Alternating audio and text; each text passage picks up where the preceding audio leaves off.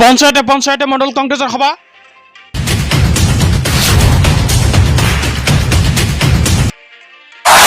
কাৱৈমাৰী পঞ্চায়তত অনুষ্ঠিত হয় মণ্ডল কংগ্ৰেছৰ সভা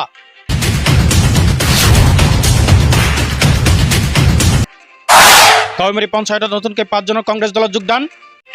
কাৱৈমাৰী মণ্ডল কংগ্ৰেছত অনুষ্ঠিত হয় বিশেষ সভা কেইবাজন পঞ্চায়ত সভাপতিৰ লগতে 5 শতাধিক ৰাইজৰ উপস্থিতিত মণ্ডল কংগ্ৰেছৰ সভা সম্পন্ন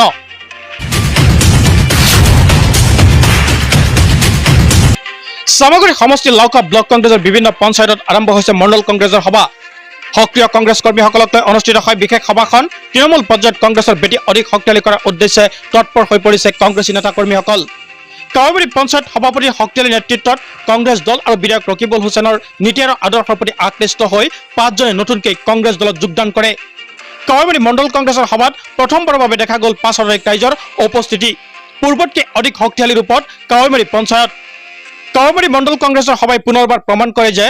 প্ৰাক্তন মন্ত্ৰী তথা সামগ্ৰী সমষ্টি বিধায়ক ৰকিবুল হুছেইনৰ বেটিত কপনি তোলা অসমত কোনো ৰাজনৈতিক দলৰ সৃষ্টি হোৱা নাই এতিয়াও